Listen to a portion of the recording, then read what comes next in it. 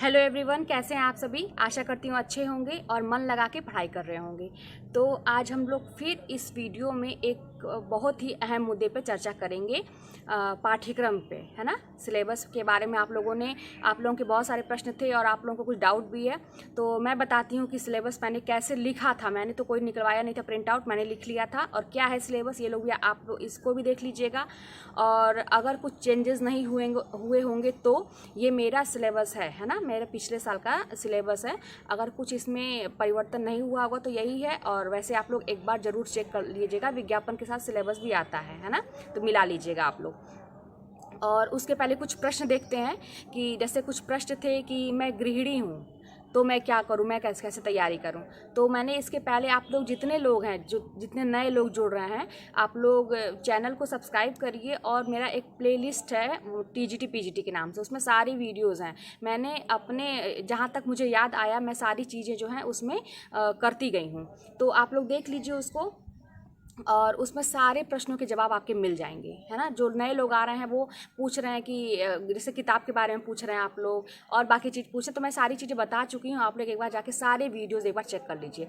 वैसे छोटे छोटे प्रश्न हैं तो मैं इनको भी देख लेती हूँ कि आप अगर गृहिणी हैं, आपका परिवार बड़ा है, आपके बच्चे हैं, चाहे आपको टाइम नहीं मिल रहा है, तो आप अब उसको मैनेज करिए। आप अपना टाइम डिसाइड करिए कि इतने बजे से इतने बजे तक ये काम होना चाहिए, इतने बजे से इतने बजे तक ये काम होना चाहिए। और सबसे बड़ी बात है कि आप घंटा देख के ना पढ़िए। मैंने पहले भी बताया था कि घंटा देख के मैं नहीं पढ़ती थी, टॉपिक लिखती थी। एक दिन पहले ही मैं डिसाइड कर लेती थी कौन सा टॉपिक मुझे पढ़ना है, और उस टॉपिक वो चाहे 1 घंटे में हो जाए चाहे 4 घंटे, अगर वो जल्दी हो जाए तो मैं 2-4 टॉपिक और याद कर लेती थी, है ना, उसमें और जोड़ लेती थी।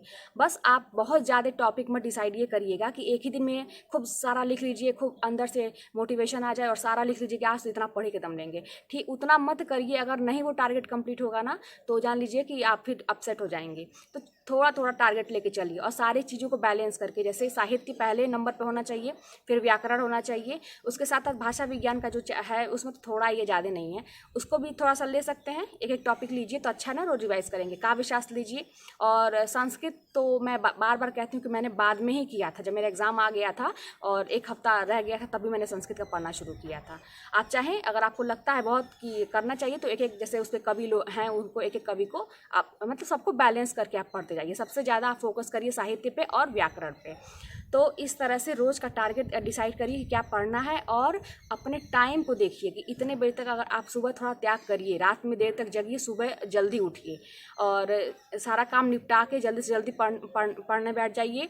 और रात में सभी लोग सो जाएं तब आप पढ़िए, है ना। यही मैं करती थी, जब टाइम नहीं बचता था तो मैं यही करती थी। तो गृहिणियों का, या कोई मुझसे कहा था कि मैं स्कूल जाती हूँ और घर की स्थिति नहीं अच्छी है, स्कूल का मेरी भी स्थिति अच्छी नहीं थी, तो मुझे भी जॉब करना मेरी मजबूरी थी। तो इसीलिए मैंने भी जॉब नहीं छोड़ा था, और करते हुए मैं 2-3 बजे तक तो स्कूल में ही रह जाती थी। लेकिन उसी टाइम उसके बाद आने के बाद मैं ये नहीं देखती थी कि अब मतलब क्या थकान हो रही है शरीर में, कि ये है वो है, मैं कोई परेशानी नहीं। उसके बाद मुझे पढ़ना था तो बस पढ़ना था, उसके बाद भी घर का काम थोड़ा बहुत रहता ही, आप जानते हैं।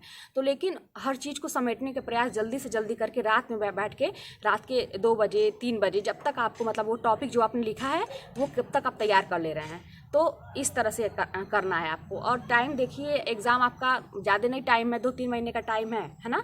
कम ही आप लोग लेके चलिए, ज़्यादा मत सोचिए कि हाँ पोस्टपोन हो जाएगा चाहे कुछ भी हो जाएगा। आप 2-3 महीने का टारगेट लेके चलिए, और उसी के अंदर कम से कम आप लोग 10-15 बार अपना सारा सिलेबस, अभी मैं जो बताने वाली हूँ उसको 10-15 बार मन से, जो लिंक मैं बताई हूँ, आप जैसे जैसे बना के उसको पढ़ेंगे, कम से कम 10-15 बार सारा चीज़ आपको रिवाइज कर लेना है, ठीक है, उसका रिवीजन कर लेना है।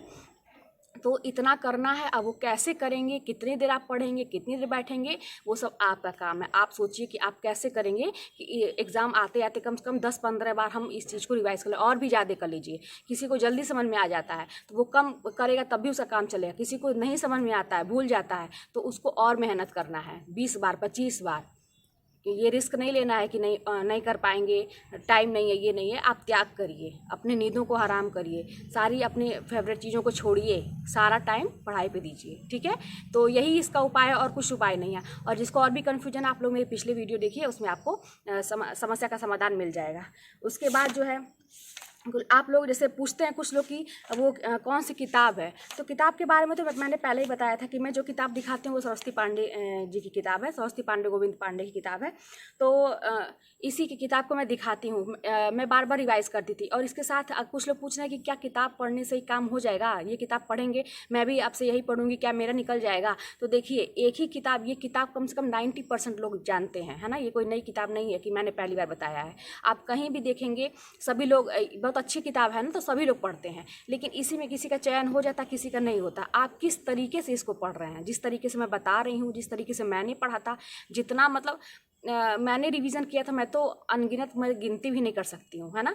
तो एक दिन वो भी मैं बताऊंगी ना, सिलेबस को बांट के ना आपको बताऊंगी कि 3 महीने के अंदर आप कितनी बार कम से कम रिवीजन कर लें और कैसे कैसे करें, है ना। इस पर भी मैं आपको बताऊंगी, क्योंकि कुछ लोग बहुत परेशान हैं, उनको रास्ता नहीं मिल पा रहा कैसे क्या करें, तो इसको भी मैं बताऊँगी।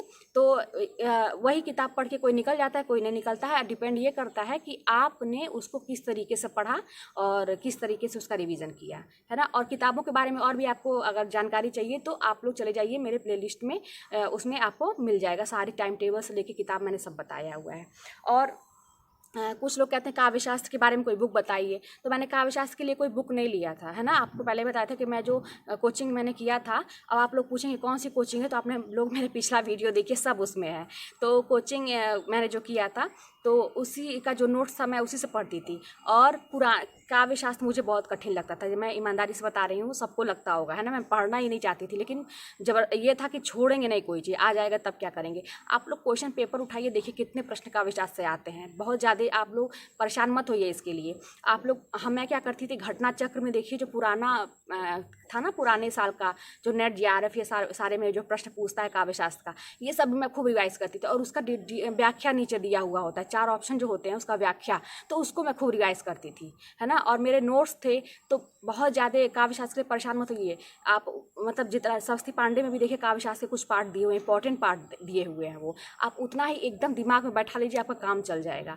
और आप कहीं को ना कहीं कोचिंग कर ही रहे होंगे, आप लोग के लिए कोई गाइड कर ही रहा होगा, तो आप लोग जो है वहाँ से नोट्स से पढ़िए, है ना। मैंने कोई बुक नहीं ली थी, तो इसलिए मैं उसको नहीं बता रही हूँ। हालांकि मैंने देखा कि बहुत सारे लोग सजेस्ट कर रहे हैं, लेकिन मैंने नहीं पढ़ा था, तो मैं कैसे बता दूँ।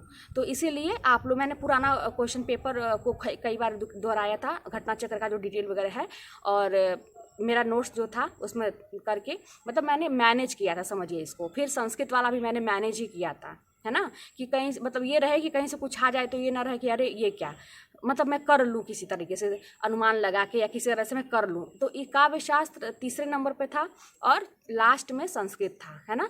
सबसे ज़्यादा मेरा फोकस किस पे था, साहित्य पे था और व्याकरण पे था, ठीक है। फिर तीसरे नंबर काव्य शास्त्र, इसको मैंने छोड़ा नहीं था कोई भी चीज़, ये ध्यान रखिएगा, मैंने छोड़ा नहीं था, बस हाँ इसको मैंने मैनेज किया था। इसके लिए मैं अपना दिमाग लगाई थी, क्या करूँ क्या करूँ, तो इस तरह से मैंने काम किया था, मैंने कोई किताब नहीं ली थी।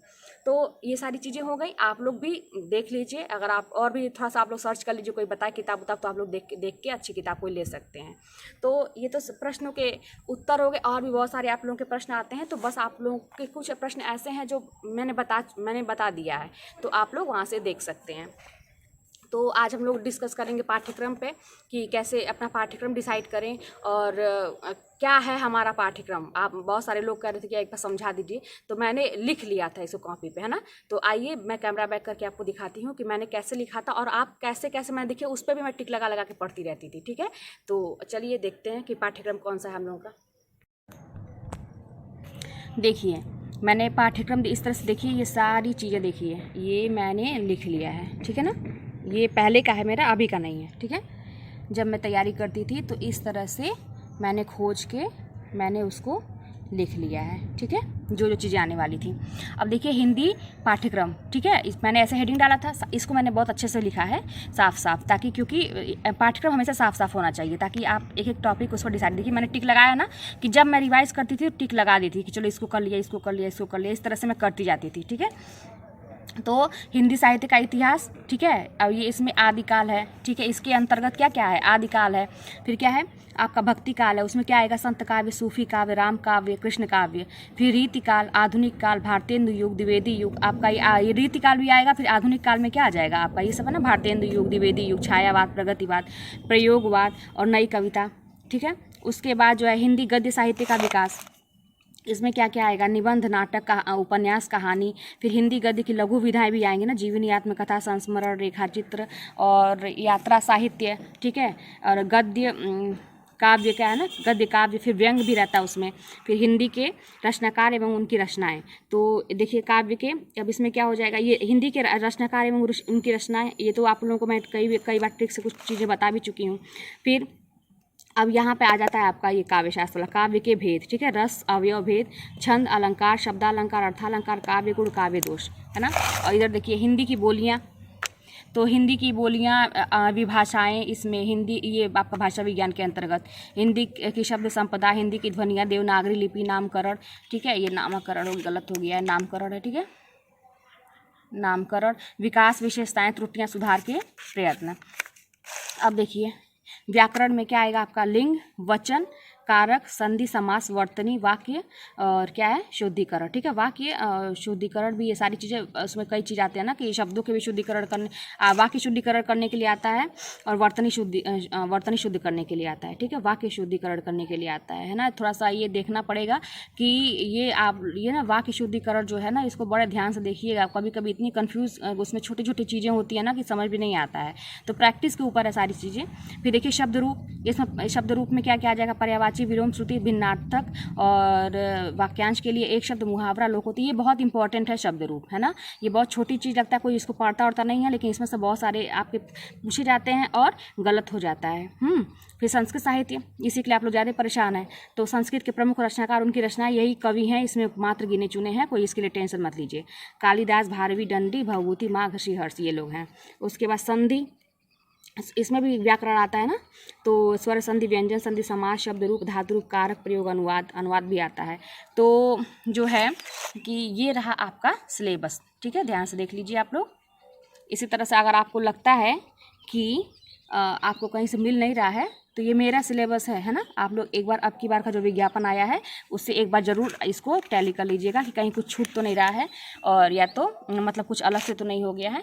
तो इस तरह से मैंने लिख लिया था, और जो है इसी पे मैं, जैसे अब क्या है कि हिंदी साहित्य का इतिहास में आदिकाल है ना, आदिकाल छोटा टॉपिक तो है नहीं, आपको पता है कि उसमें कितनी सारी चीज़ें हैं, तो जब आदिकाल पूरा मैं कंप्लीट कर लेती थी तो टिक लगा दी थी। आप देखिए जैसे ना यहाँ मतलब ज़्यादा मेरा फोकस किधर है, आप देखिए टिक ज़्यादा किधर लगा है, इधर ही लगा है, क्योंकि मैं इसी पर ज़्यादा, इसको मैं कई बार रिवीजन करती थी, ये जो आपका ये है साहित्य वाला पोर्शन है, ठीक है, क्योंकि मतलब ज़्यादा इस तरह क्वेश्चन जो है यहीं से आते हैं।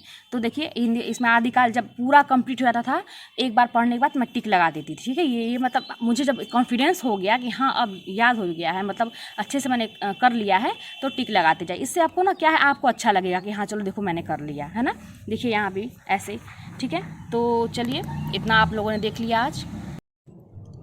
तो आप लोगों ने देखा कि किस तरह से पाठ्यक्रम को लिख के मतलब अपने पास रखना बहुत ज़रूरी है, या तो प्रिंट आउट निकलवा लीजिए और एक एक चीज़ उसमें से देख के करिए, क्या ये मेरा टॉपिक हो गया, और अगर नहीं हुआ तो उसको करिए, है ना। और उस पर आप निशान लगाते जाइए कि हाँ ये एक भी पोर्शन मतलब सिलेबस के अनुसार आपको करना है, कोई भी चीज़ छोड़नी नहीं है ना। ज़्यादा फोकस कहाँ करना है मैंने बता दिया है, पहले साहित्य देखिए, फिर व्याकरण देखिए, फिर काव्य शास्त्र और लास्ट में संस्कृत, है ना। बहुत ज़्यादा परेशान मत होइए, आप जितना ज़्यादा दोहराएंगे आपकी चीज़ें आसान होती जाएंगी। और देखिए जैसे ये जो छोटे छोटे चीज़ है ना, जैसे आत्मकथा है, जीवनी है, ये छोटे छोटे हैं, बहुत ज़्यादा इसमें नहीं है, तो इसको तो आप चलते चलते रिवाइज कर सकते हैं 5 मिनट में, 10 मिनट में, है ना। तो रोज़ करिए इन सब छोटी छोटी विधाओं को ना, जिसमें बहुत छोटे छोटे हैं। तो इसको आप जैसे क्या था कि जब मैं स्कूल जाती थी, मैं भी स्कूल जाती थी, तो रात में मैं आपको बताया कि मैं 2 बजे तक पढ़ती थी। उसके बाद में 5 बजे उठ के अपना मतलब लंच वगैरह बनाना और अपने तैयार व्यार होना, और मतलब समझिए कि उसमें भी मैं आधा घंटा ये निकालती थी कि मैं रिवाइज़ करके ही जाऊँगी, क्योंकि सुबह उठने की आदत मेरी थी नहीं, मैं कभी भी 3-4 बजे उठ के नहीं पढ़ पाती हूँ।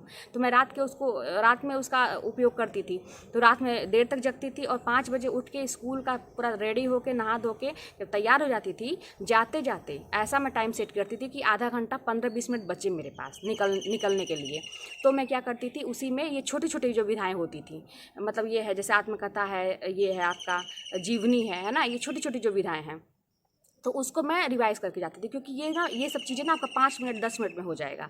तो इसको आप चलते चलते रिवाइज़ करिए, जितना रिवाइज़ करेंगे आपके दिमाग पे ये बैठते जाएगा, ठीक है।